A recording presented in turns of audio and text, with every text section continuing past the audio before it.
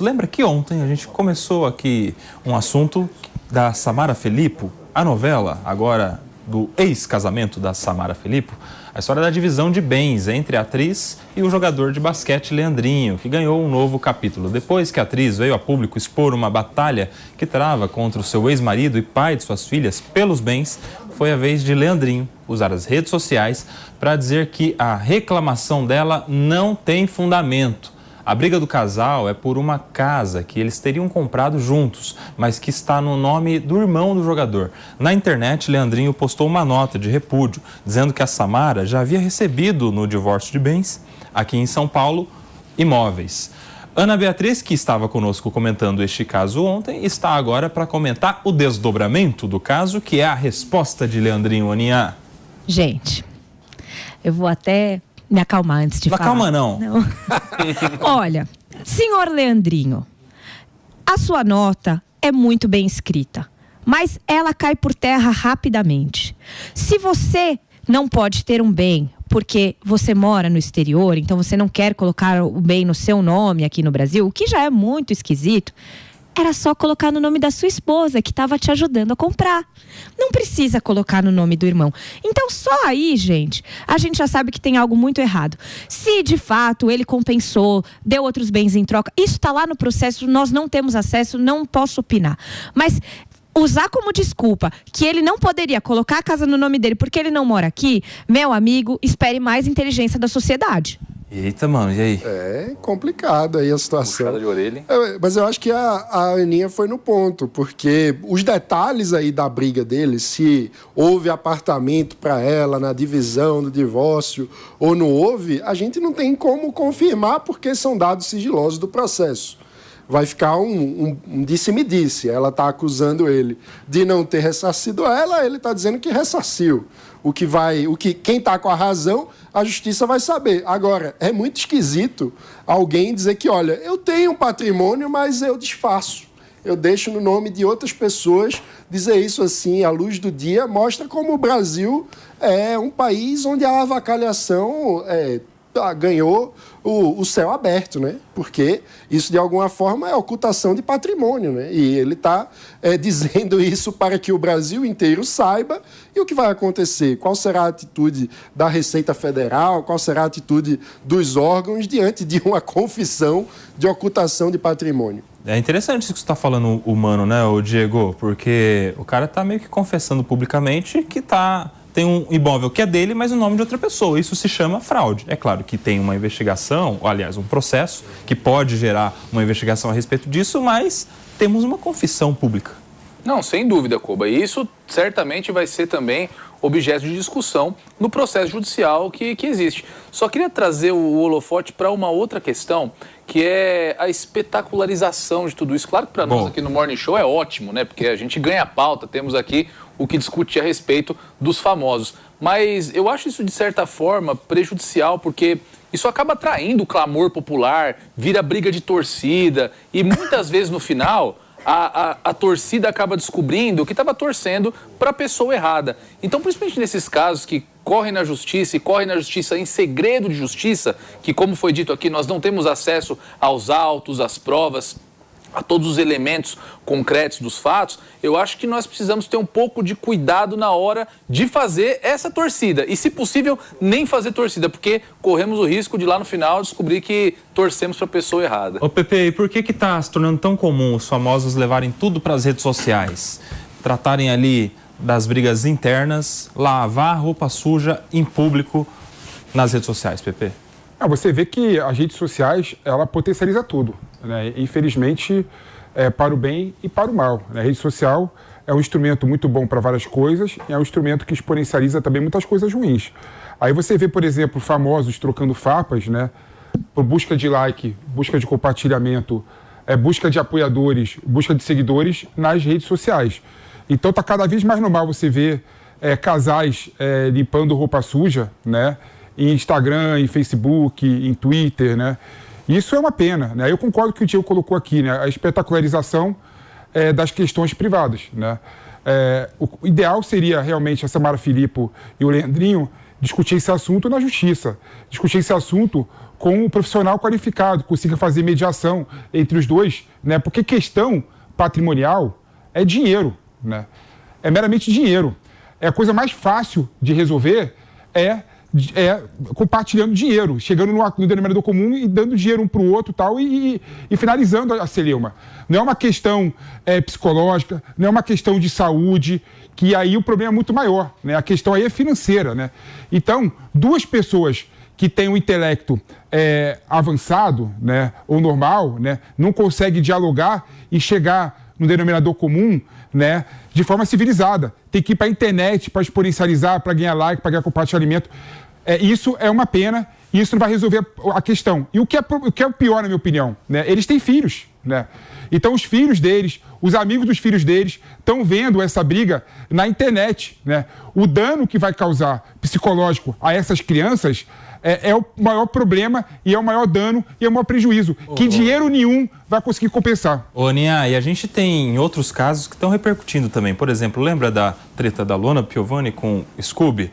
Aquele ex-casal também, que está toda hora na internet falando alguma coisa e tal. O Scooby entrou com uma ação lá em Portugal para a Luana Piovani não poder falar mais a respeito dele nas redes sociais. Ou seja, isso já está movendo a justiça, Pepe, até para evitar a lavagem de roupa suja em público, Aninha. Não, tem um ponto que é muito importante. Nós estamos falando de pessoas públicas que, em grande parcela, ganham dinheiro com as redes sociais e com essa espetacularização.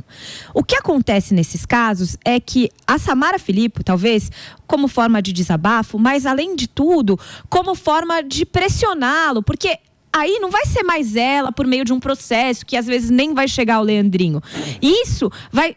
Um monte de gente foi lá no Instagram dele comentar. Ele teve que fechar o Instagram. A mesma coisa com o Pedro Scooby. A Luana Piovani começou a jogar toda a história na mídia e parece que ele começou a ter patrocínio suspenso. Então, não deixa de ser essa verbalização toda uma forma de pressionar a outra parte a talvez fazer aquilo que você deseja que ele faça. Se isso é ético, se isso é correto, eu não sei. Mas é uma forma, talvez, dessas mulheres, e aí tô falando da Samara e da Luana, de fazer o mundo tá do lado delas e falar, cara, se toca! Vamos conversar, faz as coisas direito. É um lixamento público. É errado isso aí, né? Assassinato de reputação. Eu não consigo identificar se isso é correto ou errado. Para mim é errado, né? Pepe. É o lixamento público, é o justiciamento das redes sociais. A gente vai entrar... pegar uma pessoa na rua e massacrar por suspeita de algum crime. A gente vai voltar nesse... Aí continuamos com o nosso tema aqui sobre a lavagem de roupas sujas publicamente, nas redes sociais. Você conhece alguém que se divorciou e já foi lá fazer um post? E mais, muitas indiretas também, né? Você conhece alguém que está com algum problema e começa a mandar indireta uma em cima da outra? A gente foi para as ruas para ouvir o que o povo pensa a respeito dessa lavagem de roupa suja, principalmente entre os famosos. Eu acho uma perca de tempo, entendeu? Eu acho que isso está sendo um atraso para a humanidade, no meu ponto de vista. As pessoas, às vezes, ser mais sinceras, tentar contribuir para ser um ser humano melhor, está só atrasando. Porque a internet você jogou lá, acabou. Aí vira aquela febre e vai praticamente destruindo famílias, né? Eu acho que no mundo que a gente vive hoje, a gente está precisando de pessoas que levam coisas boas. Tem muita gente em depressão, Aí você posta alguma coisa que você postar ali, a pessoa já se sente, sabe, lá embaixo. Então eu acho que não é legal nessa lavação de roupa suja na internet aí. Eu acho que isso é um tremendo de uma, como é que diz, baixaria, né? Porque internet serve para quê? Pra gente trabalhar, pra gente postar algumas coisinhas, mas lavar roupa suja não. Olha, é complicado. Eu não acho que seja legal, até porque se você tem algum problema com alguém, é melhor você conversar diretamente com a pessoa, né? É isso que eu acho. Tem muita celebridade, muito famoso que vira e mexe, tá lá com a cara estampada nos stories, falando o que aconteceu, aí vem resposta um de outro. Acho que às vezes você colocando alguma coisa na internet, você vai ouvir muita coisa que você não quer. Então, não acho que seja legal. Isso é falta do que fazer, minha filha. Porque eu tenho tanto trabalho, já sou aposentada, mas trabalho para minha internet é para fazer coisas boas, entendeu? Sabe, acho que roupa suja se lava mesmo no tanque. Tá aí, a minha internet é para fazer coisas boas. Olha que frase interessante, ô Maninho.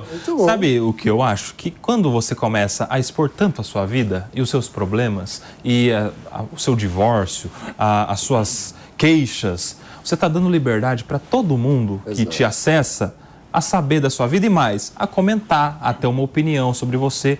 E às vezes essas mesmas pessoas que dão essa liberdade com a exposição, depois começam a se queixar que ninguém tem nada a ver com a minha vida, que ninguém paga os meus boletos, que ninguém paga a minha conta. Ou seja, você abre a porta da sua casa, coloca a pessoa sentada no seu sofá para ver a sua treta toda e depois não gosta que ninguém fique falando da sua vida. Tem isso também, né? Agora são 10 horas e 58 minutos, nós estamos voltando para você que estava na rádio, continuando o nosso debate sobre lavagem de roupa suja nas redes sociais. Você descreveu o que eu chamo de efeito Luísa Sonza, porque ela é exatamente isso, né? Ela se queixa das pessoas falando da própria vida e no instante seguinte expõe a própria vida novamente. Todo relacionamento vira um tema público, quando é traída vira um tema público.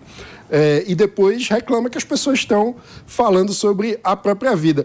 É um ponto muito interessante, eu acho que tem várias dimensões nessa discussão. Uma delas é que você sabe que a privacidade tem uma dimensão de liberdade individual que só se realiza na privacidade. Porque justamente quando você coloca um aspecto da sua vida privada para o mundo todo acompanhar, o mundo todo começa a opinar, e aí você começa a receber pressões que muitas vezes você depois não sabe lidar com aquilo, e aí você deixa de ter a autonomia da sua decisão, porque você fica influenciado pelas pressões externas, o que as pessoas estão achando sobre a sua vida em função da abertura que você deu para que todo mundo tenha uma opinião. E isso muitas vezes é um processo que você nem tem a consciência total. De repente você está completamente pressionado pela opinião pública, por aquilo que estão falando em público, nas redes sociais, e você, quando se vê, acaba refém dos outros. Então, é algo que é perverso do ponto de vista da liberdade individual. Então, é importante que as pessoas pensem nisso antes de começar a expor tudo em rede social. Sim. Ô Pepe, você sabe que eu acho também que quando a pessoa começa a expor muito, assim, com muita razão, né, dizendo que o outro está muito errado e que ela está muito certa, que ela é uma vítima, que o outro foi um transgressor, que o outro é que não foi legal, às vezes as pessoas querem uma aprovação alheia, uma aprovação pública para o seu fim de relacionamento, né? Para não se sentir culpada, para não se sentir mal falada. Você acha que tem uma preocupação exacerbada da sociedade em ter sempre uma aprovação do outro, do povo em volta, da família, dos seguidores, dos fãs, estarem sempre do seu lado para você não se sentir mal? Como é que você vê essa busca pela aprovação alheia? Esse é um aspecto, né?